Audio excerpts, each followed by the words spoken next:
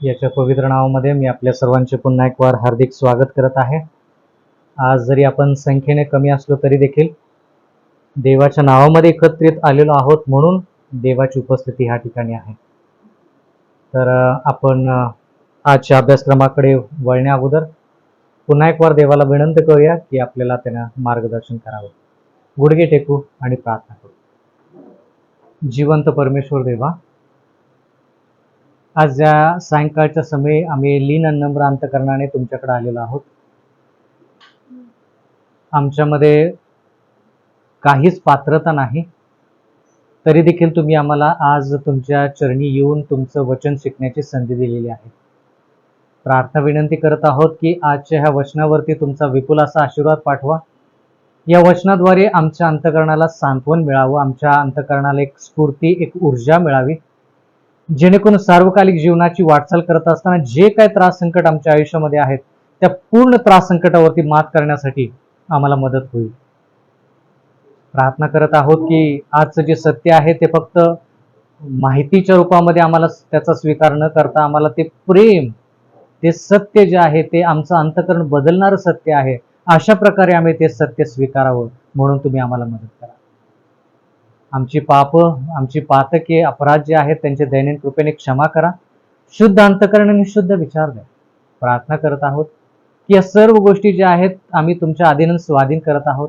जे लोक ह्या ठिकाणी येण्याच्या मार्गावरती आहेत त्यांचे मार्ग मोकळे करा, कारण की नम्र प्रार्थना येशूच्या नावे मागतो, म्हणून तुम्ही ऐका. मंदिरामध्ये जी सेवा आहे त्या सेवेविषयी शिकत आहे, आणि ती सेवा जरी स्वर्गाच्या राज्यामध्ये सुरू असली तरी देखील त्याचा परिणाम आपल्या दैनंदिन जीवनामध्ये, विशेष करून आजच्या ह्या काळामध्ये कसा होत आहे हे आपण पाहत आहोत. येशू ख्रिस्ताने निस्वार्थपणा सेवा केली. येशू ख्रिस्तानं त्याग आणि बलिदान करून ह्या भूतलावरती येशू ख्रिस्त आला. जर मला तुम्हाला एक प्रश्न विचारायचा असेल की येशू ख्रिस्त या भूतलावरती यायच्या अगोदर, मानवी रूप धारण करायच्या अगोदर त्यानं कोणतं बलिदान केलं, तुमचं उत्तर काय असेल?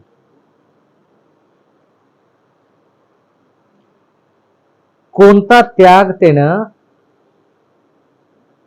स्वर्गाच्या राज्यातून ह्या ठिकाणी यायच्या अगोदर केला? बर, ठीक आहे. स्वर्गीय वैभव सोडलं, आणखी काय? बर, ठीक आहे, ठीक आहे. त्याच्या व्यतिरिक्त स्वर्गाचं वैभव, स्वर्गामधल्या गोष्टी या सर्व सोडून तो ह्या भूतलावरती आला. यशाच्या 53व्या अध्यायामध्ये तुम्ही वाचला असेल की तो एक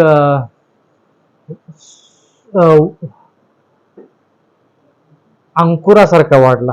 काय शब्द आहे तो? यशा 53, यशा 53 2 किंवा 3 वाचा. कुठल्या भूमीतून? वृक्षभूमी. हा, हा, वृक्षभूमी. वृक्षभूमी. वृक्षभूमी म्हणजे काय? कोरडी. म्हणजे कल्पना करा की स्वर्गातला देव या भूतलावरती येतो आणि एका स्त्रीच्या पोटी, कुमारिकेच्या पोटी जन्म घेतो. स्वर्गाचं आणि पृथ्वीचं अंतर किंवा परिस्थिती जर बघितली तर पृथ्वीची परिस्थिती कशी आहे? वृक्षभूमी सारखी. वृक्षभूमी म्हणजे त्याच्यामध्ये काहीही उगवणार नाही अशी परिस्थिती. त्या परिस्थितीमध्ये येशू ख्रिस्त ह्या ठिकाणी आला आणि त्यानं, देवाचं वचन म्हणतं की यानं जन्म घेतला आणि त्या ठिकाणी तो रोप्यासारखा वाढला. बर, ठीक आहे. तर देवाच्या वचनामध्ये आपण असं पाहत आहोत की जी भविष्यवाणी यशाच्या पुस्तकामध्ये लिहिलेली आहे ती भविष्यवाणी तंतोतंत येशू ख्रिस्ताच्या आयुष्यामध्ये पूर्ण झाली. कोणकोणती भविष्यवाणी शब्दशः पूर्ण झाली ते तुम्ही मला कृपा करून सांगा. कोणती भविष्यवाणी शब्दशः पूर्ण झाली? भविष्यवाणी जुन्या करारामध्ये लिहिलेली आहे, ती कोणती भविष्यवाणी तंतोतंत पूर्ण झाली तेवढं मला सांगा.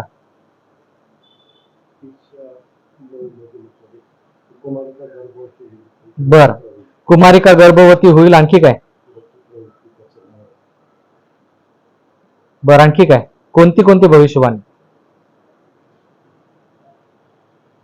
कोणती कोणती भविष्यवाणी पूर्ण झाली येशू ख्रिस्ताच्या बाबतीत?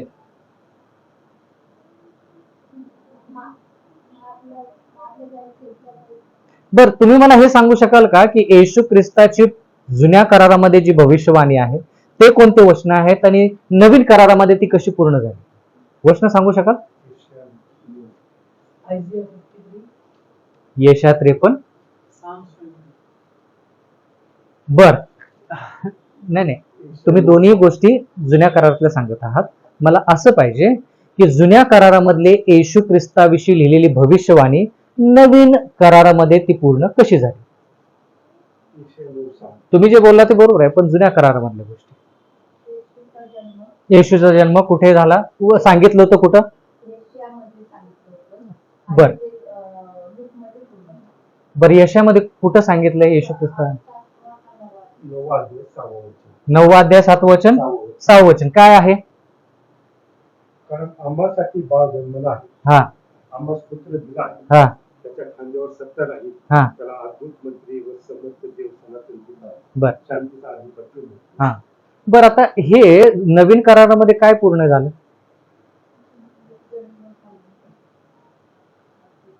जे वचनामध्ये आहेत ते नवीन करारामध्ये पाहिजे. तुम्ही ते सांगता आहात तो संदर्भ कोणता आहे की बाबा येशू ख्रिस्त हा संदर्भ बरोबर आहे, पण उदाहरणार्थ मिका याचा 5वा अध्याय, मिका याचा 5वा अध्याय आणि दुसरं वचन, मिका याचा 5वा अध्याय आणि दुसरं वचन अचूक पाहिजे, अचूक उत्तर. हा हा हा, बर बर, कुठून निघेल? तुझ्यामधून निघेल म्हणजे कुठून निघेल? बेथलेमातून एक पुरुष निघेल. बर, पुढे. तो, ती नाहीये, काय शब्द आहे? तो माझ्यासाठी काय करेल? इस्रायलचा शास्ता होईल. आता बेथलेहेम मधून तो निघेल असं लिहिलंय. आता बेथलेम शब्द पाहिजे नवीन करारामध्ये आणि तो म्हणजे पुल्लिंगी शब्द पाहिजे. आता ते कुठं नवीन करारामध्ये लिहिले तेवढं सांगा. बेथलेहेम आणि तो. भविष्यवाणी शिकायची तर आपल्याला येशू ख्रिस्ताची पण भविष्यवाणी शिकली पाहिजे. बेथलेम मध्ये येशू ख्रिस्ताचा जन्म झाला पाहिजे आणि ते नवीन करारामध्ये बेथलेम शब्द आला पाहिजे, कारण की जुन्या करारामध्ये बेथलेम हा शब्द आलेला आहे. लूक, हा वाचा काय? लूक 2. येशू ख्रिस्ताच्या भविष्यवाणी विषयी शिकत आहेत जे लोक आता आलेले आहेत. येशू ख्रिस्ताच्या भविष्यवाणीविषयी जुन्या करारामध्ये जे लिहिलंय ते नवीन करारामध्ये काय कसं पूर्ण झालं त्याच्याविषयी शिकायचं चाललंय. लूक 2 पुढे. आणि त्याने प्रजेचे सर्व मुख्य याजक व शास्त्री यांना जमवून विचारले की ख्रिस्ताचा जन्म कुठे व्हायचा आहे. ते त्याला म्हणाले, यहूद्यातील बेथलेहेमात. हा, बर, यहूद्यातील बेथलेहेमात. बर, मग तिथे जन्म झाला का? बर, पुढे वाचा. कारण संदेष्टांच्या द्वारे असे लिहिले आहे की. संदेष्टांच्या द्वारे असे लिहिले आहे की. मग आता संदेष्ट म्हणजे कोणता संदेष्टाद्वारे लिहिलेला आहे? मिका. मिका. हा, पुढे. हा, हे यहूदाच्या प्रांतात हा, बेथलेहेमा, हा, तू यहूदांच्या सर्व सरदारांमध्ये कनिष्ठ आहेस. हेच वाक्य कुठं वाचलं आपण? हेच वाक्य कुठं वाचलं आता आपण? मिका याचा 5वा अध्याय 2रा वचन. ह्याला म्हणायचं अचूक, ह्याला म्हणायचं तंतोतंत भविष्यवाणी पूर्ण होणे. तर जी भविष्यवाणी आपण शिकत आहोत ती भविष्यवाणी तंतोतंत पूर्ण झालेली आपण ती शिकत आहोत. असं नाही की तिथं 10-15 वर्षाचा फरक पडलेला आहे, त्याला तंतोतंत म्हणत नाही. तंतोतंत म्हणजे काय? ज्या दिवशी येशू ख्रिस्त या भूतलावरती येईल त्याच दिवशी, एक दिवस पुढे पाठीमागं नाही. जिथं त्यांना जन्म घ्यायचा आहे त्या ठिकाणी जन्म घेईल. कुठं जन्म घ्यायचा आहे त्यांना? मिकायाचा 5वा अध्याय 2ऱ्या वचनानुसार बेथलेम मध्ये जन्म घ्यायचा आहे. बरोबर का? बर, हे एक वचन आहे. कोणतं? लूक 2:4-7. मत्तय 2:1 वाचा.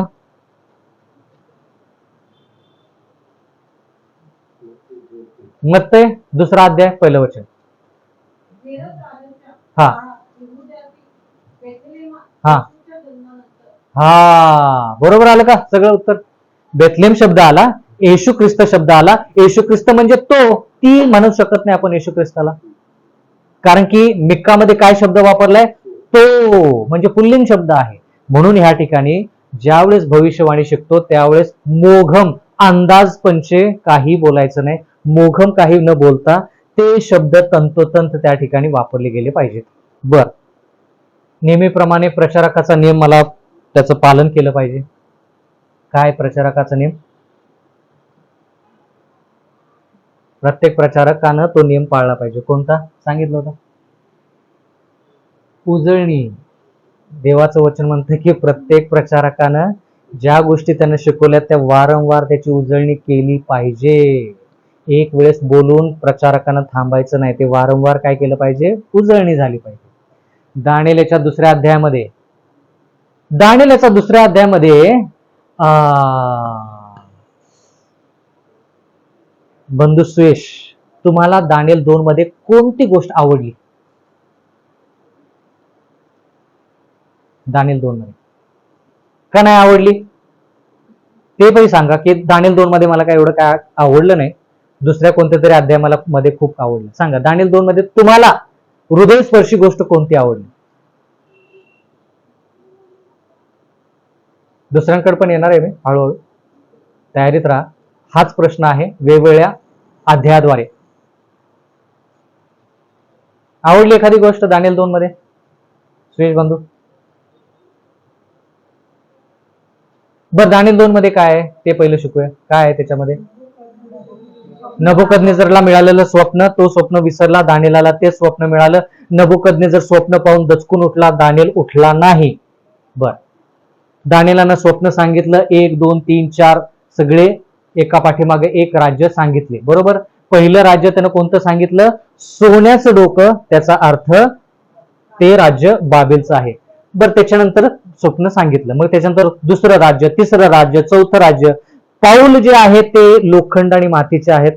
मग त्याच्यानंतर अचानक एक दगड निघतो आणि पावलावरती येऊन आदळतो आणि पूर्णच्या पूर्ण मूर्ती जी आहे ते उन्हाळ काळातल्या भुशाप्रमाणे त्याची परिस्थिती होते आणि ती निघून जाते, नष्ट होते.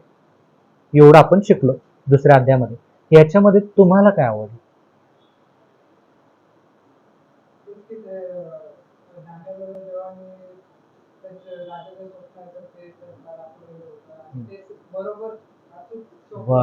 ते गोष्ट त्यांना आवडली की जसं नबुकदनेझरला स्वप्न मिळालं तसंच दानियेलाला, आणि दानियेलानं ज्यावेळेस ते स्वप्न नबुकदनेझरला सांगितलं त्यावेळेस नबुकदनेझर म्हटलं बरोबर असं स्वप्न होतं. ठीक आहे. दानियल 7 मध्ये तुम्हाला काय आवडलं? दानियल 7 ची उधळणी. दानियल 7 मध्ये कोणाला स्वप्न पडलेलं आहे? नबुकदनेझरला, बरोबर. दानियलला स्वप्न पडलेलं आहे आणि दानियलला ते स्वप्न सिंहाच्या द्वारे, अस्वलाच्या द्वारे, या प्राण्यांच्या द्वारे का दाखवण्यात आलं? ओळखीचे कसे झाले?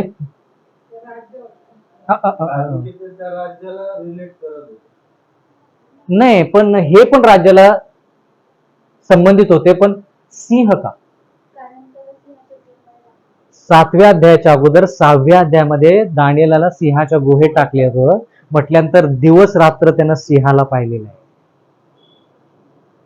विसरेल का आपण सिंहाला बघितल्यानंतर? किती जणांनी सिंह समोरासमोर पाहिलाय? अरण्यामध्ये पाहिला असेल कुठंतरी, पाहिलेलं आहे समोरासमोर? किती जणांनी अगदीच जवळ पाहिलेलं आहे? अगदीच जवळ? बर, ठीक आहे. आता इथं तो तुम्ही त्यांच्या बाबतीत तो पिंजऱ्यात आहे ना, आपण बाहेर, इथं दानियल पण पिंजऱ्यात आणि हा पण पिंजऱ्यात, म्हटल्यानंतर जवळच नातं. म्हणून दानियेलाला लगेच 7व्या अध्यायामध्ये हे दाखवलं आणि त्याच्यानंतर या सर्व गोष्टी दाखवल्या. मला तुम्ही सांगा की ह्याच्यामध्ये तुम्हाला काय आवडलं? सिंह, मग अस्वल आहे, त्याच्यानंतर चित्ता आहे. चित्ता सिकंदर राजाला दर्शवतो. मग त्याच्यानंतर त्याचे 4 सेनापती, मग त्याच्यानंतर रोमचं राज्य या ठिकाणी, मग तिथून लहानसं शिंग वर येतं. एवढं सगळं 7व्या अध्यायामध्ये आहे. त्या 7व्या अध्यायामध्ये त्या लहान शिंगाचे आपण काय केलेले आहे, गुण पाहिलेले आहेत. त्याच्यावरून आपण ठरवलं की ते लहानसं शिंग रोमन कॅथलिक मंडळीला दर्शवतं. बरं, याच्यामध्ये तुम्हाला काय आवडलं? आता आवडण्यासारखं म्हणजे ह्याच्यामध्ये सर्व भविष्यवाणी दिलेली. बरं, जे भविष्यवाणीमध्ये होणार आहे, ते प्राण्यांचं काय म्हणजे अर्थ आहे, बरं, हे सर्व दिलेलं आहे. आणि आज आपल्याला ह्या फक्त प्राण्यांनाच नाही तर त्या पूर्ण गोष्टीला समजून घेणं गरजेचं आहे. आवडलं काय त्याच्यात? त्यातलं आवडलं हेच की जे जे छोटं शिंग आहे त्याचे जे गुणधर्म आपण बघितले आणि त्याच्यावरनं आपल्याला अभ्यास काय करायचा आहे हे त्याच्यावरनं आपल्याला अगदी बरोबर. शिकायला मिळालं. म्हणजे लहानशा शिंगाच्या गुणधर्मावरून आपल्याला कळतं की तिथं शब्द जरी नमूद केला नसेल की हे शिंग बरोबर हे, तरी देखील त्या गुणधर्मावरून आपल्याला ते शिंग काय करेल, आपल्यावरती काय परिस्थिती ओढवेल, या सर्व गोष्टीचा आपल्याला आढावा मिळाला. ते लहानसं शिंग कोणाला दर्शवतं? Roman Catholic मंडळीला. बर, 8व्या अध्यायाकडं. 8व्या अध्यायानुसार आपण आजच्या काळामध्ये कुठं आहोत? 8व्या अध्यायानुसार 8व्या अध्यायानुसार आपण आज कोणत्या काळामध्ये आहोत? आपण एडका त्या काळामध्ये आहोत. मग त्याच्यानंतर बकरा त्या काळामध्ये आहोत. मग त्या बकऱ्याच्या तिथून 4 दिशेतून एक लहानसं शिंग निघालं, त्या काळामध्ये आहोत. कुठल्या काळामध्ये आहोत? लहानसं शिंग, लहानसं शिंग आलं त्यावेळेस. लहानसं शिंग कधी आलं?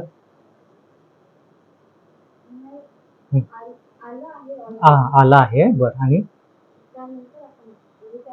बर, त्या काळामध्ये आपण आहोत. म्हणजे आता रोमन कॅथलिक मंडळी जे आहे तिचं अस्तित्व जे आहे त्या काळामध्ये आपण आहोत. म्हणजे हे सगळं झालेलं आहे, हे सगळं झालेलं आहे, हे पण झालंय, इथं आहोत, हे सगळं झालेलं आहे, आपण इथं आहोत.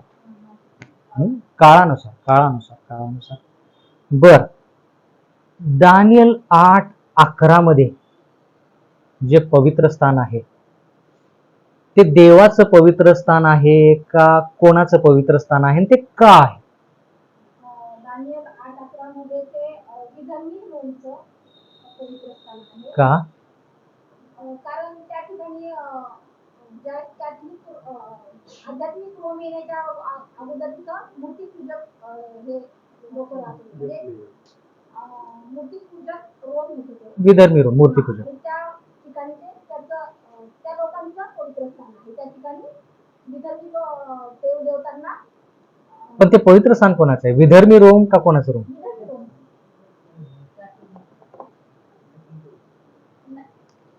रोमचा दुसरा भाग, त्याचं पवित्र स्थान, त्याला होत असलेले नित्य यज्ञ, त्याला म्हणजे कोणाला? विधर्मी रोमला होत असलेले यज्ञयाग त्याने बंद केले. त्याने म्हणजे कोणी? रोमन कॅथलिकनं बंद केले. म्हणजे ते पवित्र स्थान जे आहे ते रोमन कॅथलिकचं आहे. बर, नाही, तिथं पवित्र स्थान वाचूया. दानियल 8:11 वाचूया.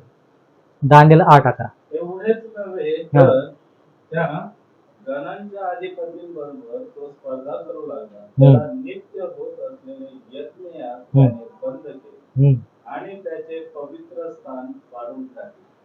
पवित्र स्थान पाडून टाकले, त्याच्याविषयी आपण शिकलो. पवित्र स्थान मांडले. कोणाचं पवित्र स्थान मोडून टाकलं? तिथं पवित्र स्थान शब्द वापरलेला आहे का की त्याचं पवित्र स्थान मोडून टाकलं?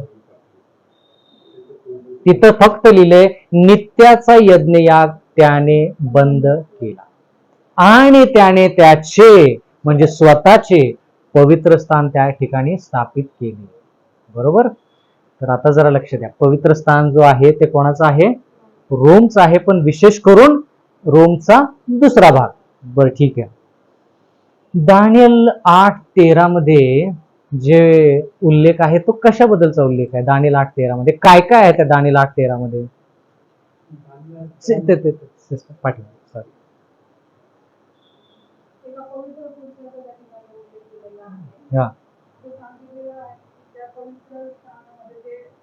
सैन्य होतं ते पाण्याखाली बुडवण्यात आलेलं. बर, कोणतं पवित्र स्थान, कोणतं सैन्य, कोण तुडवेल, काय करेल? देवाचंच पवित्र स्थान दाखल आहे देवामध्ये सांगितलं. परत एकदा.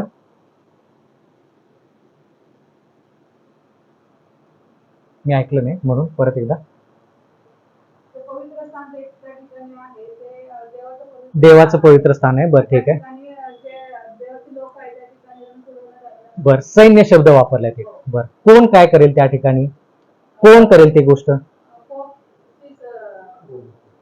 म्हणजे तिथं वचनानुसार कोण, वचनामधले कोणते शब्द आहेत, वचनामधले कोणते शब्द आहेत सांगा.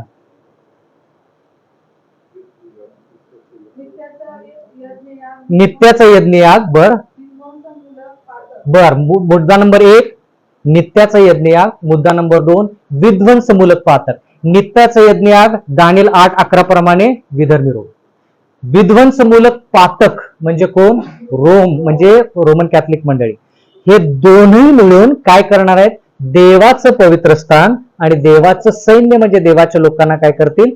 तुडवतील. म्हणजे थोडक्यात त्यांना नाश करायचा प्रयत्न करतील. बरं, ठीक आहे, बरोबर. मग त्याच्यानंतर आपण आणखी हे शिकलो की त्या ठिकाणी प्रश्न विचारला, हे कुठपर्यंत चालणार? मग तिथं उत्तर मिळालेलं आहे आपल्याला, 2300 दिवस आणि मग पवित्र स्थान शुद्ध होईल. तर ते त्रास किती होईल याच्याविषयी विचारले, किती दिवस, आणि उत्तर वेगळंच की 2300 दिवस आणि मग पवित्र स्थान शुद्ध होईल. ह्याचा काय संदर्भ?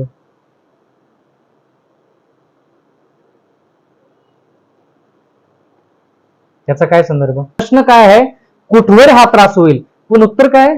2300 दिवस आणि पवित्र स्थान शुद्ध होईल. मग पवित्र स्थान शुद्ध होईल आणि देवाच्या लोकांचा छळ, ह्याच्यामध्ये साम्य काय? ह्याच्यामध्ये काय दाखवायचं आहे दानिएलला?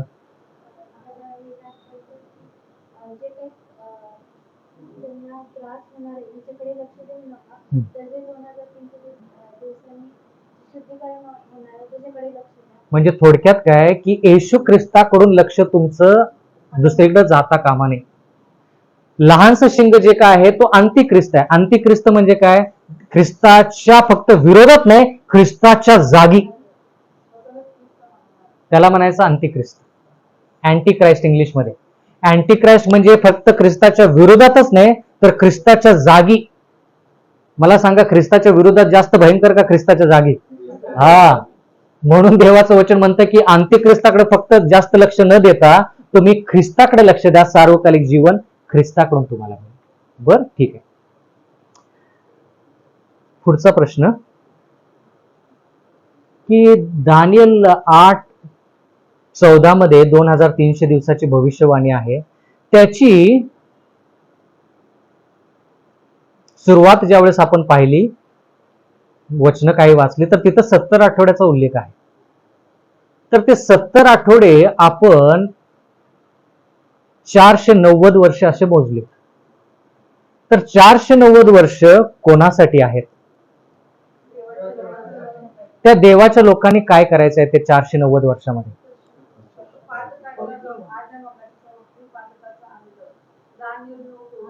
बरोबर आहे. हा, काय अनंत काळ, म्हणजे त्याच्यानंतर त्यांनी पाप करायचं नाही. मग आता 490 वर्ष पुरेशी आहेत का? हो का? जर देवाला वाटलं असतं की त्याच्यापेक्षा जास्त वेळ द्यावा, जास्त वेळ देवाने नक्कीच दिला असता, पण 490 वर्ष पुरेसे होते. म्हणून देव म्हटला, पुरेपूर वेळ तुम्हाला दिलेला आहे प्रायश्चित करण्यासाठी, पुरेपूर माफी दिलेली आहे तुम्हाला, जेणेकरून तुम्ही कधी म्हणू नये की आम्हाला पापाची माफी जी आहे ते कमी वेळ दिला. बर, इतर लोकांना किती वेळ मिळाले? विधर्मी लोकांना 1810 वर्ष का?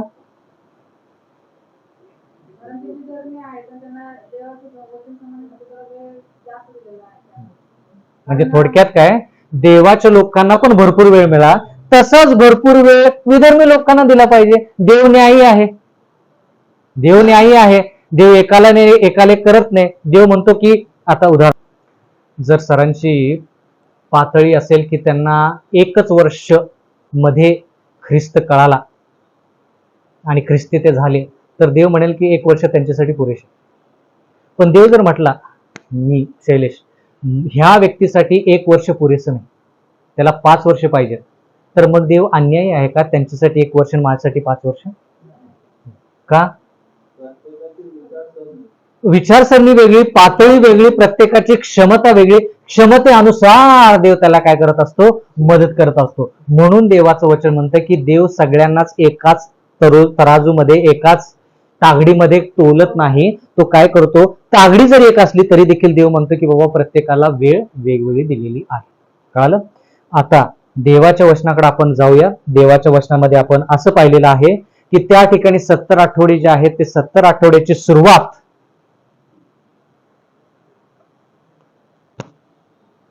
आणि 2300 दिवसाची सुरुवात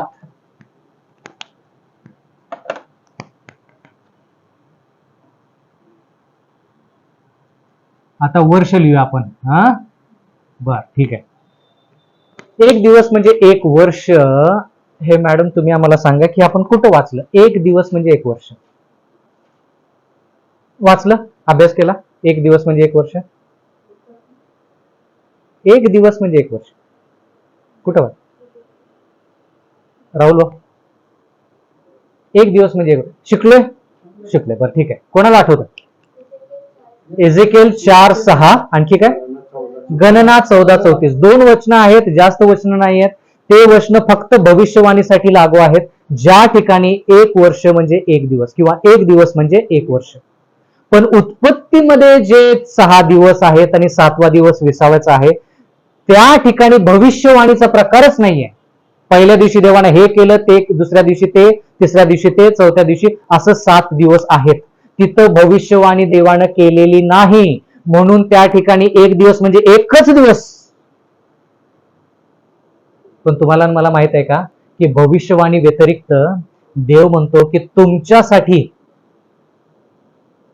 1000 वर्ष म्हणजे त्याच्यासाठी 1 दिवस. हे वचन कुठं आहे? पुढच्या आठवडी आणा.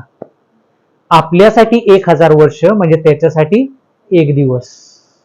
किती वर्षापूर्वीची ही पूर्ण सृष्टी आहे? पूर्ण जग किती वर्षापासून? 6000. आपल्यासाठी 6000, त्याच्यासाठी फक्त 6 दिवस. 7व्या दिवशी आपण स्वर्गाच्या राज्यात असेल. 7व्या दिवशी त्याच्या अनुसार 7व्या 1000 वर्षामध्ये म्हणजे आपल्या अनुसार आपण स्वर्गाच्या राज्यामध्ये असू. का? 7वा दिवस विसाव्याचा आणि पवित्र दिवस आहे.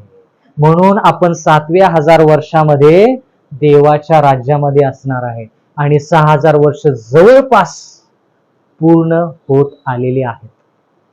बर, 2300 वर्ष त्याची सुरुवात जी आहे त्याच्याविषयी आपण अभ्यास करूया. त्याची सुरुवात जी आहे ती कुठं आहे? दानिएलचा 9वा अध्याय आणि 25वा वचन.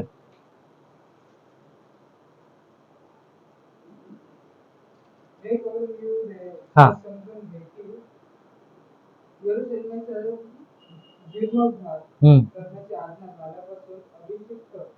अधिपती असं जो तो येईपर्यंत 7 सप्तकांचा अवकाश आहे व 62 सप्तके लोटल्यावर धामधुमीचा काळ असतानाही नगर, रस्ते व खंडक यासह बांधतील. आता ह्या ठिकाणी देवाचं वचन म्हणतं की कोणता शब्द त्या ठिकाणी आपल्याला तारीख देतो? पासून असा शब्द आलाय. काय आहे तिथं शब्द?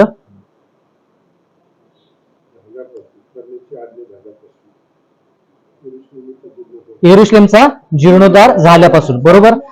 हा, आज्ञा. यरुशलेमचा जीर्णोद्धार पहिला होईल का आज्ञा पहिली निघेल? आज्ञा पहिली निघते मग जीर्णोद्धार होतो. बरोबर का? ज्या वेळेस सरकारमध्ये सर्वसाधारणतः एखाद्या गोष्टीचं अंमलबजावणी करायची असते किंवा एखादी गोष्ट बांधायची असते तर त्याचा काय केला जातो? पहिला आराखडा आखला जातो. त्याविषयी त्या गोष्टीचा फरमान काढला जातो, हुकूम काढला जातो आणि मग त्या गोष्टी काय केल्या जातात? तयार केल्या जातात. मग तो रस्ता असेल, काय काय बांधकाम असेल तो भाग वेगळा. बरोबर का? तसंच पहिला ह्या ठिकाणी फरमान काढण्यात आला आणि त्याच्यानंतर यरुशलेमचा जीर्णोद्धार करण्यात आला. हे कसं आपल्याला कळालं की कधी आज्ञा निघाली? एजेकेल याचा 6वा अध्याय 14 वचन. एजेकेलचा 6वा अध्याय 14 वचन. फरमान. तिथं काय शब्द आलाय? फरमान. पासून. पासून म्हणजे सुरुवात.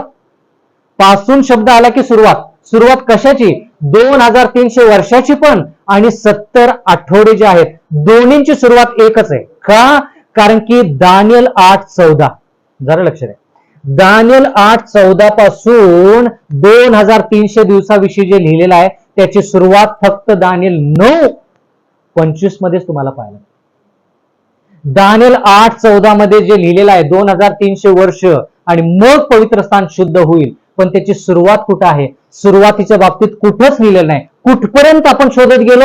दानियल 8:14 पासून पुढं पुढं पुढं शोधत गेलो. दानियल 9:24 मध्ये शोधलं तरी नाही सापडलं. दानियल 9:25 यरुशलेमचा जीर्णोद्धाराची आज्ञा किंवा फरमान निघाल्यापासून, पासून म्हणजे सुरुवात. एज्रा 6:14, एज्रा 6:14, माफ करा.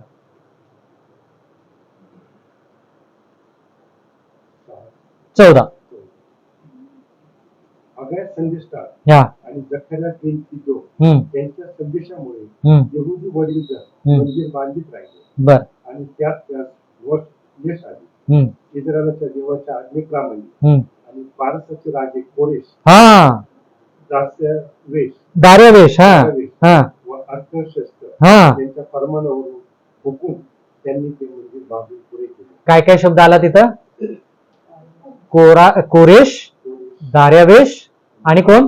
अर्थशस्त्र.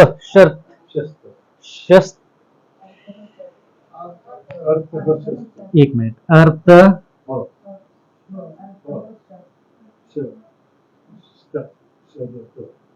बरोबर का? शलात आणखीन एक श त्याला पहिला तो काढून अच्छा बरोबर. अर्थ शस्त्र. जरा बोलण्यासाठी आपली जीभ वळते. पण ह्याच्या अगोदर कोण? कोरेश, त्याच्यानंतर कोण? दार्यावेश, त्याच्यानंतर कोण? अर्थशस्त्र. बर. यांच्या फरमानुसार पहिला फरमान कोणी काढला? कोरेशनं.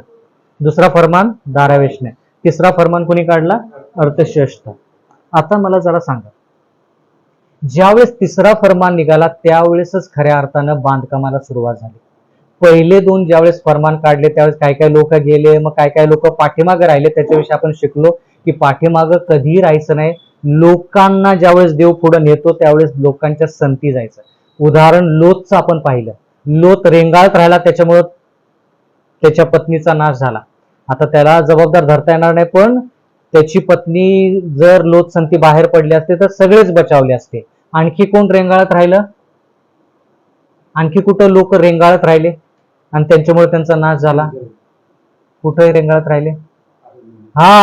40 वर्ष ते अरण्यामध्ये रेंगाळत राहिले. म्हणजे काय? अवश्यसपणा. त्याच्यामुळे 40 वर्ष, त्याच्यामुळे एकही व्यक्ती जो मिसर देशातून निघाला, एकही व्यक्ती कनान देशामध्ये पोहोचला नाही. सगळे नवीन, जेव्हा की सगळेच्या सगळे कनान देशामध्ये पोहोचले. आणखी कुठं रेंगाळतपणा तुम्हाला आढळतो? नोआच्या काळामध्ये 120 वर्ष प्रचार केला, ते मोठं तारू बांधलं, पण लोक रेंगाळत राहिले. आज नाही उद्या, उद्या नाही परवा बघू. शेवटी ज्या वेळेस दरवाजा बंद झाला, कृपेचा काळ संपला. त्याच्यानंतर लगेच पाऊस पडला का? नाही. किती दिवसांनी पाऊस पडला? 7 दिवसांनी पाऊस पडला. म्हणजे 7 दिवस लोकांनी काय केलं? अरे दरवाजा बंद झालाय तर काय झालं? पाऊस तर पडलेला नाही ना.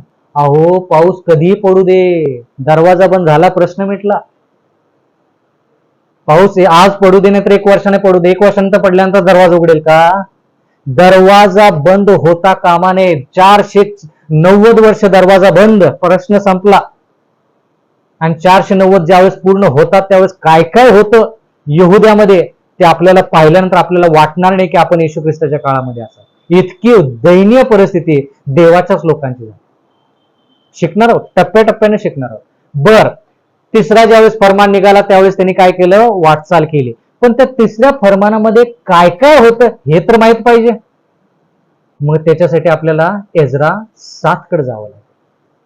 काय फरमानामध्ये होतं, त्या कागदावरती काय काय लिहिलं होतं त्या राजाने, की काय काय त्या यरुशलेम मध्ये पूर्ण करायचं, हुकमामध्ये काय लिहिलं होतं? बर, एजरा 7:12 पासून पुढे वाचूया.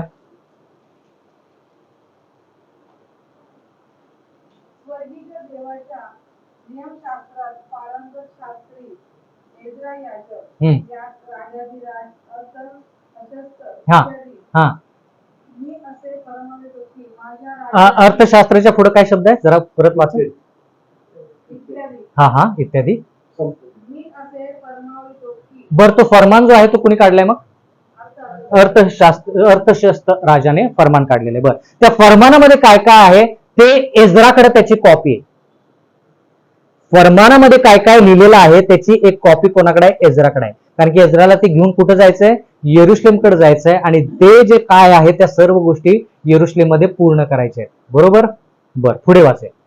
मी असे फरमावतो की माझ्या राज्यातील जे इस्रायल लोक व त्यांचे जे याजक व लेवी आपखुशीने यरूशलेमेत जाऊ इच्छित असतील हा त्यास तुझ बरोबर जाण्याची परवानगी आहे. बर, आप खुशीनं म्हणजे काय? बघा, देवानं ज्यावेळेस फरमान काढला, कोणता राजा? तो ख्रिस्ती राजा आहे हा. पण देवाला माहित आहे की त्या राजाला कसं सांगावं की बाबा अशा प्रकारची मोकळीक तू देवाच्या लोकांना दे. नाहीतर तो म्हटला असताना फरमान काढल्यास सगळ्यांनी बाहेर निघायचं. आप खुशी म्हणजे तुम्हाला जर पाठीमागे राहायचं तर राहा, तुम्हाला जायचं तर जा. आता देवाच्या लोकांना कळायला पाहिजे होतं, अरे एवढं स्वातंत्र्य दिले म्हटल्यानंतर लोकांनी जायला पाहिजे होतं. राहिले पाठीमागं, फार मोठा गोंधळ झाला. तुम्ही ते एस्तर राणीचा विषय अभ्यास करा, तुम्हाला वाटणार नाही की बाबा आपण ही तशी चुकी करावी. फार मोठी चुकी झाली आणि त्याच्यामुळे खूप लोकांना त्रास झालेला आहे त्या ठिकाणी. बर, आणखी काय लिहिले फरमानामध्ये? तुझ जवळ जे देवाचे धर्मशास्त्र आहे हा तदनुसार यहुदा व यरूशलेम यांची स्थिती आहे हम्म किंवा कसे याचा तपास करावा म्हणून राजा व त्याचे 7 मंत्री याचकडून तुला रवाना करण्यात येत आहे. बर, यरूशलेम निवासी जो इस्रायलाचा देव हा त्या राजाने व त्याच्या मंत्र्यांनी स्वसंतोषाने अर्पण केलेले सोने व रुपये घेऊन यावे. बर, स्वखुशीनं दिलेले कोणाकडून कोणाला मिळाले? राजाकडून कोणाला मिळाले? यरूशलेमवासी बर, म्हणजे देवाच्या लोकांना. अशीच घटना आणखी कुठं वाचलेली ऐकली का तुम्ही? मिसर देशातून ज्यावेळेस देवाचे लोक बाहेर आले त्यावेळेस कुणी कोणाला काय दिलं? बर, का तसं? खुशी होती का? आनंदित होते का मिसरी लोक? अरे आमच्या हाताखाली जे काम करायचं ते निघून चालेल, घ्या पैसे. हा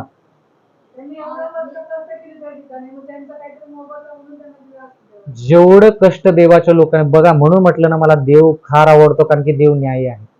देव म्हटलं की बाबा तुम्ही जेवढं कष्ट केले ना, तुम्ही गुलामगिरीमध्ये कष्ट केला असेल, तुम्हाला ते पैसे परत मिळतील. मग सोन्या चांद्याच्या रूपामध्ये असू दे, दुसरं काय. म्हणून म्हटलं ना, तुम्ही जे कष्ट करताना ते कष्ट कधीच वाया जाणार, कधीच वाया जाणार नाही.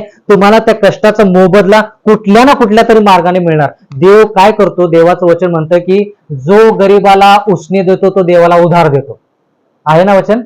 जो गरीबाला उधार देतो तो देवाला उसने देतो. देव कोणाचं उसने ठेवत? देव म्हणतो की बाबा तू मदत केली ना, मी तुला काय करेन? मदत करेन. म्हणून हा नियम जो आहे तो नियम आपण पाळला पाहिजे. प्रत्येक ठिकाणी आपण भविष्यवाणी शिकत असताना आध्यात्मिक संदेश शिकत आहोत. प्रत्येक ठिकाणी काय ना काय तर नवीन, काय ना काय तर नवीन, सखोल सखोल सखोल अभ्यास. आपण हे जर शिकत बसलो तर अजून 10 वर्ष आपण हे शिकू. पण सांगायचं तात्पर्य हे की देवानं ज्यावेळेस लोकांना जायला सांगितलं त्यावेळेस त्यांना मोकळ्या हाताने पाठवलं नाही. ते जाऊन काय करणार मोकळ्या हाताने तिथे? ज्यावेळेस मुलगीला लग्न करून पाठवलं जातं, आताची परिस्थिती वेगळी आहे, पण जुन्या काळामध्ये काय काय व्हायचं? 20-25 वर्षापूर्वी मुलगा पण एवढा शिकलेला नसायचा, मुलग्याकडे पण जास्त काय नसायचं. संसार सेट ते आई वडील घेऊन द्यायचे आणि मग ते संसार सेट भरून ते काय करायचं? ते संसार चालवायचे. असं काय तर होत असं, म्हणजे काहीतरी सुरुवात. बरोबर. तसंच देवानं त्यांना काहीतरी सुरुवात करण्यासाठी जे काय त्यांचं होतं ते त्यांना दिलेलं आहे. बर, 20 वचन.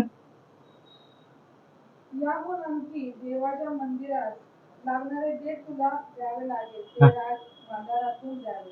हा, राजभांडार. राजभांडार कुठे आहे हो आता? ते राजभांडार म्हणजे कोणतं राजभांडार? हा, राजभांडार म्हणजे जे राज्यामध्ये भांडार आहे तिथून त्या लोकांना ते सगळं बघा. म्हणून म्हटलं ना, जर देव नबुकदनेजरच्या अंतकरणावरती कार्य करू शकतो, तर देव अर्थशस्त्र राजाच्या अंतकरणावरती देखील कार्य करू शकतो. आता मला सांगा, नबुकदनेजरच्या अंतकरणावरती कार्य करण्यासाठी देवाने कोणाचा वापर केला? इथं कोणाचा वापर केला? इथं दानियल पण आहे, इथं नेहम्या पण आहे. आठवतं का? नेहम्या त्या ठिकाणी राजाच्या समोर उभा आहे. नेहम्याचं काम काय होतं?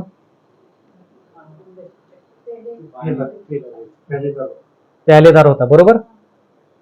त्याचा चेहरा पडलेला होता. का चेहरा पडला होता? चेहरा का पडला होता? तो दुःखी का होता? बरं,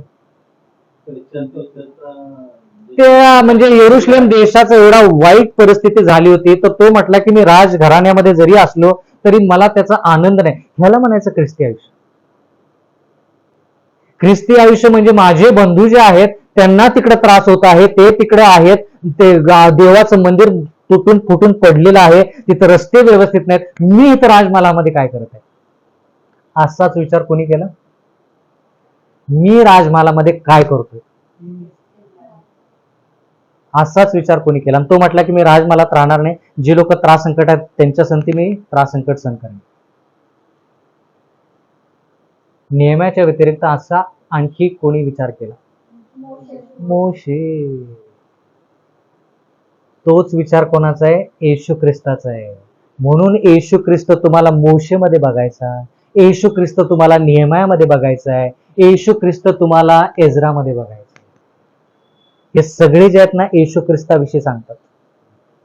दानियल येशू ख्रिस्ताविषयी शिकायचं, एस्तर राणी येशू ख्रिस्ताविषयी. आता जरा लक्ष द्या. एक एक गोष्टी शिकत असताना जास्तच खोलात जावंसं वाटतं, पण जास्त नाही जाणार. पण सांगायचं तात्पर्य हे, एस्तर राणीचे कोणते गुणधर्म येशू ख्रिस्ताच्या गुणधर्मासंती मिळतात, जुळतात?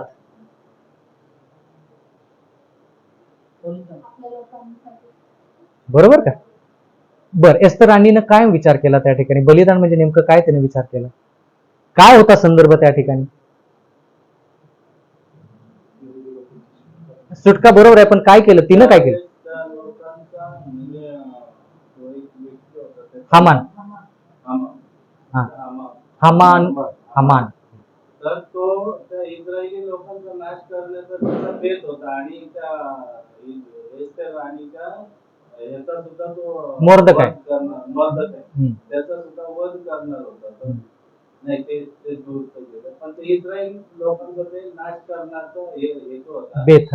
ते त्यांना कळालं इस्रायल एस्तर राणीला, आणि ते तिने राजाला जाऊन सांगितलं. ते अशा पद्धतीने. बरं, तिथं त्याग काय होता? तिथं उपवास तिनं पण केला, लोकांनी.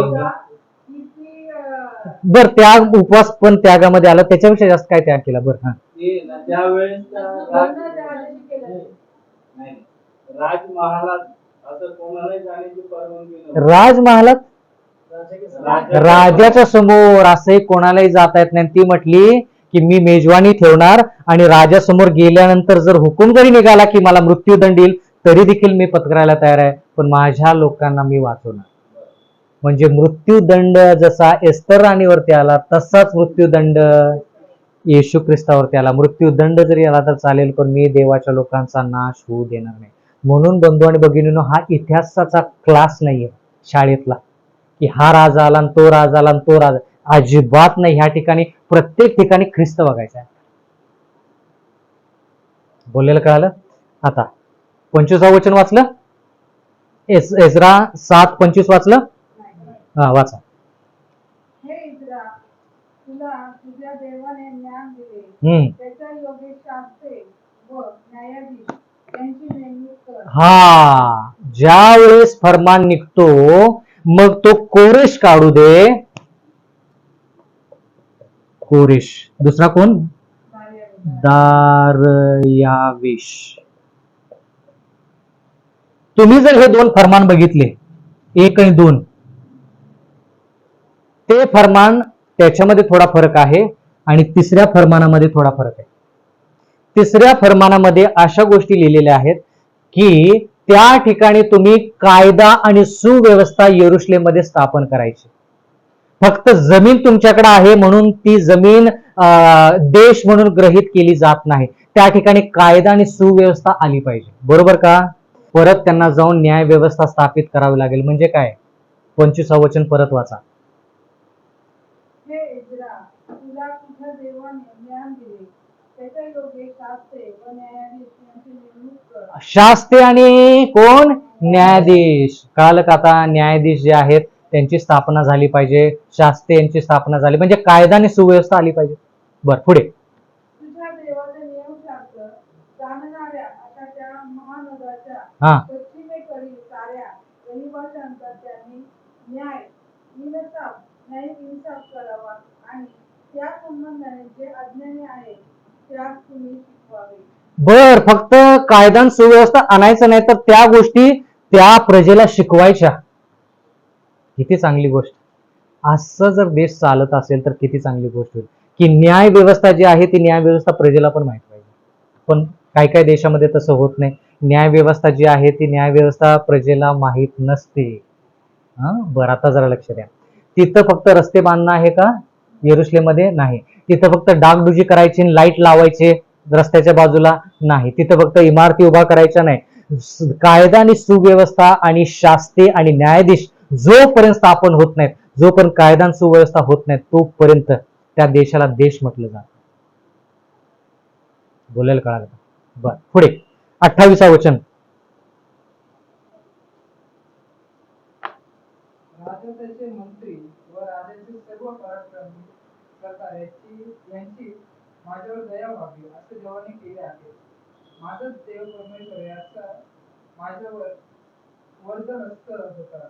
त्यामुळे हिंमत धरून माझ्या बरोबर जाण्यासाठी इस्रायलाचे प्रमुख पुरुष मी एकत्र केले. बघा, म्हणजे देवाचं घर, देवाचं ठिकाण जे आहे ते उद्ध्वस्त झालेलं आहे म्हणून इस्रा म्हटला की आपण एकत्र येऊ. आणि त्या लोकांना घेऊन तो कुठे गेला? यरुशलेम शहराकडे गेला. आणि जसं जसं त्याला परवानगी मिळाली तस तसं त्यानं ते यरुशलेम शहर पुण्याने बांधलं. भिंत कुणी बांधली यरुशलेम शहराची? नेहमया. त्याला त्रास झाला का हो? काय त्रास झाला भिंत बांधत असताना? नाव सांगाल का? बरोबर आहे उत्तर. नाव कोणाला आठवतं? ज्या व्यक्तीनं नेहम्याच्या विरुद्ध बंड केलं आणि म्हटलं की भिंतीवरती चढला आणि भिंत बांधतोय खाली. नेहम्या म्हटलं मी भिंतीवरती चढलेला आहे, भिंत बांधत आहे, मी खाली येणार नाही. आणि म्हणून त्या वेळेस पासून यहुदी आणि शमरोनीमध्ये इतका वाद पेटला की तो येशू ख्रिस्ताच्या काळापर्यंत पोहोचला. बघा, हे माहित पाहिजे पुढे पाठीमागे. यरुशलेम मध्ये ज्यावेळेस येशू ख्रिस्त आला त्यावेळेस शमरोनी स्त्री त्याला पाणी देत होती, की तो पाणी मागत होता. ती काय म्हणाली याकोबाच्या विहिरीवरती? तू यहुदी असून माझ्याकडे पाणी का मागतो? म्हणजे काय हो? का तसं ते शत्रुत्व? माहित पाहिजे संदर्भ. ह्याचा संदर्भ असा आहे की ज्या वेळेस यरुशलेमचा तट किंवा ती भिंत बांधण्यात येत होती, नेहम्या त्या ठिकाणी कार्य करत होता, त्या काळामध्ये त्याच ठिकाणचे लोक काय करत होते? ह्या यहुद्याला किंवा ह्या इस्रायली व्यक्तीला विरोध करत होते. आणि मग विरोध करत असताना त्या एका व्यक्तीचं नाव आहे, त्याचं नाव आहे सनबॅलेट. मराठीमध्ये काय शब्द आहे माहित नाही. सनबॅलेट.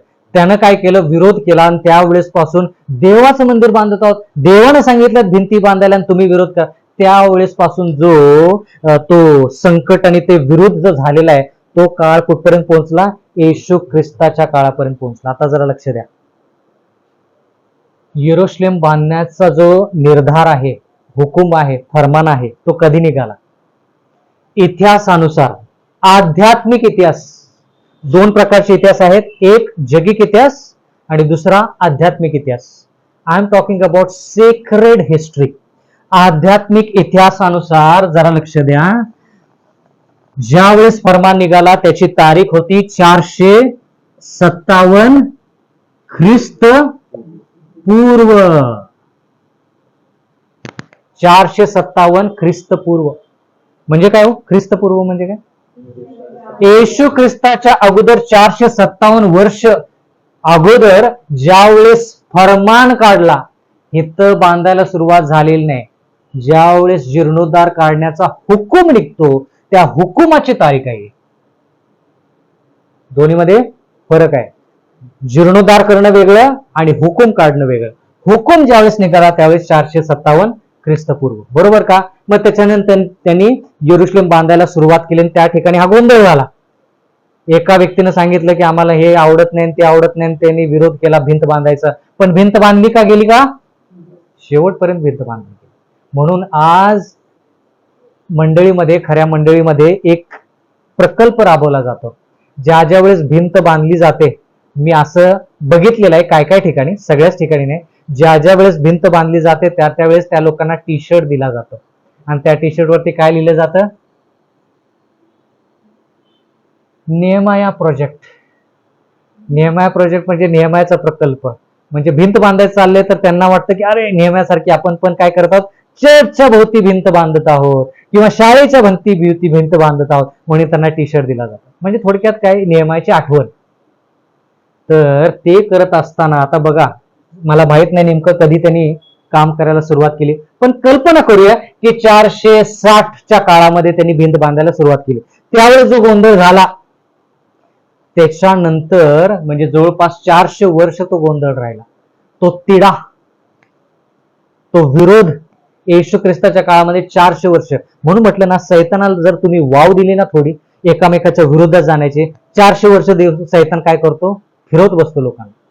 400 वर्ष.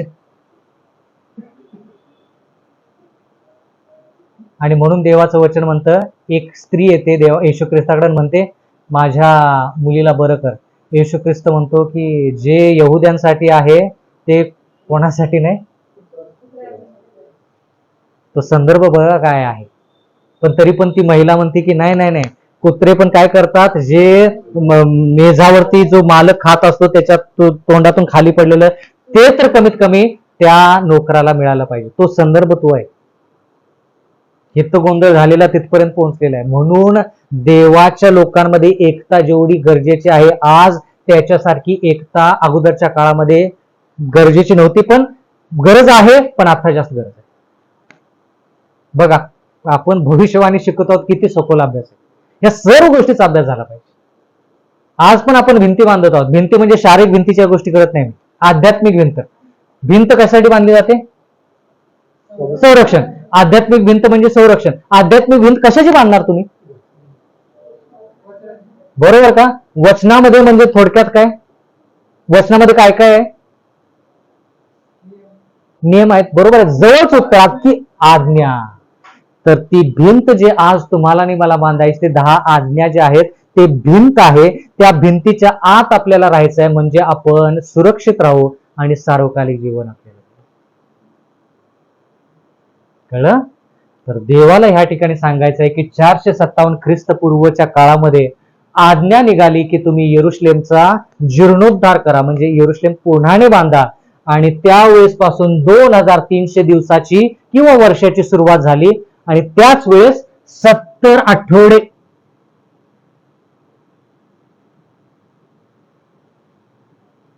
किंवा 490 दिवस किंवा वर्ष, त्याची देखील सुरुवात 457च आहे. हा, म्हणून म्हटलं आध्यात्मिक इतिहास. देवाच्या वचनामध्ये तारीख नाही. देवाच्या वचनामध्ये लहानसं शिंग रोमन कॅथलिक मंडळ हेही सांगितलेलं आहे. आपण ते गुणधर्म शोधायचे आणि गुणधर्मावरून ओळखायचं की ते लहानसं शिंग कोण आहे.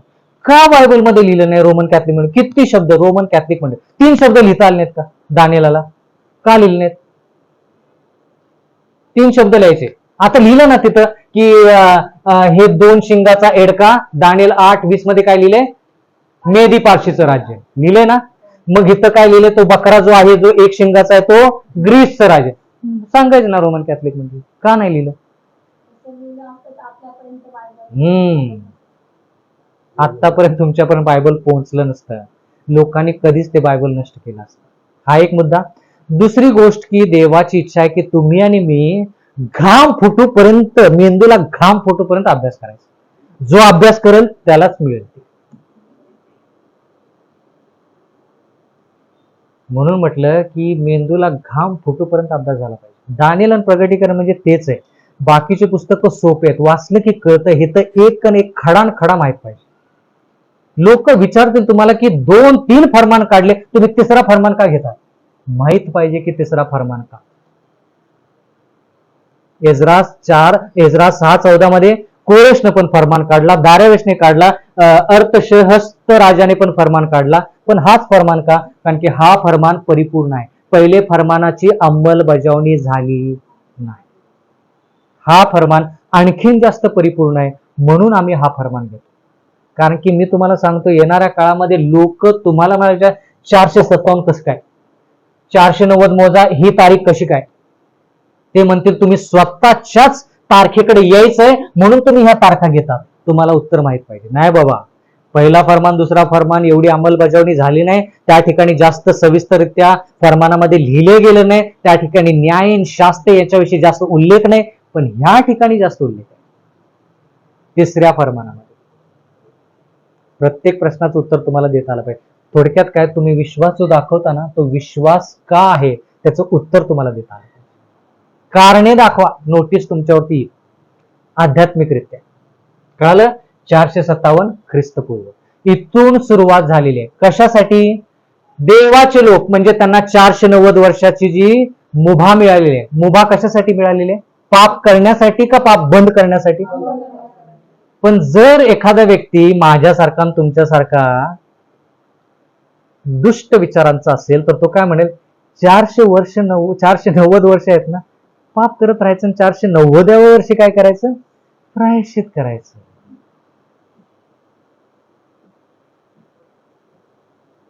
म्हणून म्हटलं, म्हणून कळालं का देव इथं न्याय कधी करणार आहे सांगणार? अजिबात नाही. म्हणून 490 वर्ष जे आहेत. मला तुम्ही सांगा, एखाद्याला जर मद्यपानाची सवय असेल तर कधी कधी मद्यपान सुटायला वेळ लागतो. काय काय लोक लगेच सोडतात, काय काय लोकांना वेळ लागतो.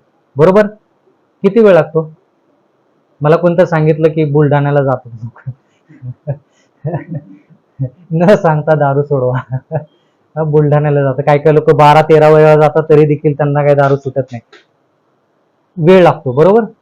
म्हणून देवाला माहित आहे की काय काय लोक परत खाली पडतील, परत उठतील, परत खाली उठतील, परत उठतील. म्हणून 490 वर्ष पुरेशी आहे.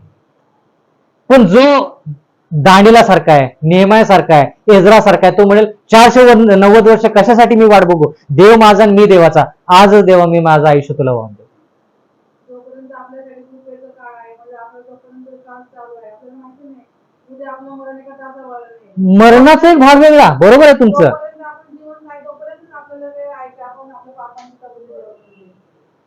ते एक मरणाचा भाग आहे, पण दुसरा जिवंतपणेच कृपेचा काळ संपतो. म्हणजे काय की तुम्ही जिवंत जरी असला तरी तुम्ही आणि मी हरवलेल्या परिस्थितीमध्ये जाऊ शकतो.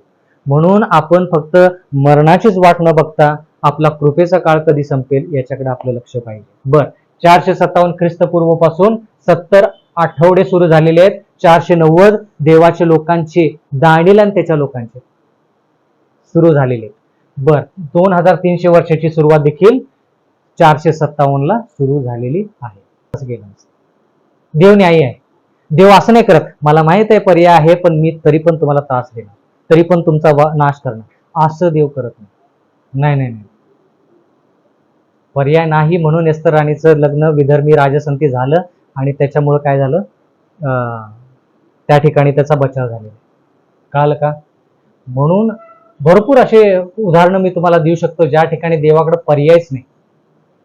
आणखीन एक उदाहरण म्हणजे लोक येशू ख्रिस्ताचा प्रचार ऐकण्यासाठी आले आणि त्या दिवसभर प्रचार केला येशू ख्रिस्तानं. आणि मग देव म्हटला, येशू ख्रिस्त म्हटला त्याच्या शिष्यांना त्यांना काहीतरी खायला द्या.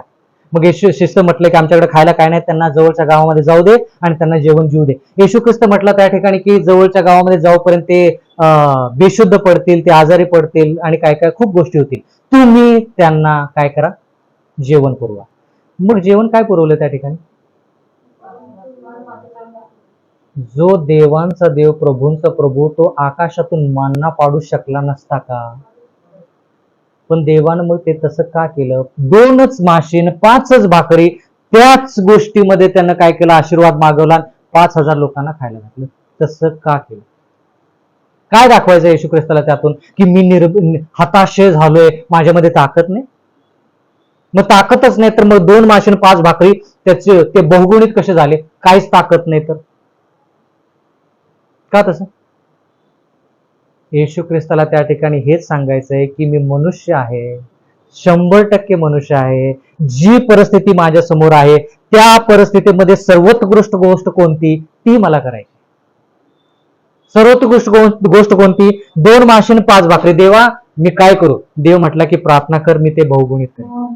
देवानं प्रार्थना ते येशू ख्रिस्तानं प्रार्थना केली. 2 मासे आणि 5 भाकरी पूर्ण 4 ते 5,000 लोकांना पुरेसे उरून किती टोपल्या? 12 टोपल्या उरल्या. म्हणून देव म्हणतो की तुम्ही ज्या परिस्थितीमध्ये आहेत त्या परिस्थितीमध्ये सर्वोत्कृष्ट गोष्ट जी तुम्हाला करता येते ती तुम्ही करायची. तोच प्रकार इथं पण. फारोला नष्ट करू शकतो राजा, अर्थशास्त्र राजाला नष्ट करू शकत नाही का? साधा सोपा. पण नाही, देव म्हणतो की मी न्यायी आहे, प्रत्येकाला मी न्यायाने वागणार. मग तो विधर्मी असू दे, माझं लेकरू असू दे, कोणी असू दे. म्हणून मला हा देव खूप आवडतो, निष्पक्ष. म्हणून तुम्ही ज्या देवाची उपासना करताना तो देव साधा नाही. म्हणून तुम्ही त्या देवाचं प्रेम ओळखा आणि जे प्रेम देवानं तुम्हाला दिलंय, जी वेळ देवाने तुम्हाला दिलेली आहे, ह्याच्यापेक्षा जास्त वेळ दिली आहे देवाने, त्या वेळेचा तुम्ही पुरेपूर फायदा करून घ्या, जेणेकरून तुमच्या आणि माझ्या आयुष्यामध्ये सार्वकालिक धार्मिकता येईल आणि मग आपण येशू ख्रिस्ताच्या स्वर्गीय राज्यात जाण्यासाठी तयार असू. परमेश्वर आपल्या सर्वांस आशीर्वाद देऊ. आठवडाभर सांभाळून बाप्पा हा सुंदर शाबाकार तू आम्हाला दाखवला, म्हणून तुझ्या आभाराने कर मानते बाप्पा. तुला सती धन्यवाद देते बाप्पा. परमेश्वर बाप्पा, ज्या आजची भक्ती तू आशीर्वादित केली बाप्पा, तिच्यावर तुझा आशीर्वाद पाठव बाप्पा. ते वचन तू आशीर्वादित कर बाप्पा. ते वचनाप्रमाणे चालण्यास वागण्यास बुद्धिमान दे बाप्पा. देणारा जिवंत बाप तू आहे परमेश्वर बाप्पा. तू सर्वांना सुखी आणि निरोगी ठेव परमेश्वर बाप्पा. जे कोणी आले नाही बाप्पा त्यांना पुढच्या वेळेस तू घेऊन ये बाप्पा. त्यांना शक्ती दे, सामर्थ्य दे बाप्पा. जे आलेले आहे बाप्पा त्यांना देखील तो आशीर्वादित कर बाप्पा. सर्वांना तो आशीर्वादाने भरून काढ बाप्पा. जे आजारी आहे त्यांच्यासाठी प्रार्थना करते बाप्पा. त्यांचे आजार विकार तू बरे कर बाप्पा. त्यांना शक्ती दे, सामर्थ्य दे बाप्पा. तसंच ब्रदरसाठी प्रार्थना करते बाप्पा. ते आम्हाला वचन सांगत असताना बाप्पा त्यांना शक्ती दे, सामर्थ्य दे बाप्पा. आणि त्यांना अधिक आणि अधिक शक्ती दे बाप्पा. आणि ते वचन समजण्यास आम्हाला सहाय्य आणि मदत कर परमेश्वर बाप्पा. त्यांचा येण्याचा प्रवास तू सुखाचा केला, तसा देखील जाण्याचा प्रवास तू त्यांचा सुखाचा कर बाप्पा. येथे बसलेल्या सर्वांना देखील तू आशीर्वादाने भरून काढ बाप्पा. त्यांचा देखील तू प्रवास सुखाचा कर बाप्पा. सर्वांना शक्ती दे, सामर्थ्य दे.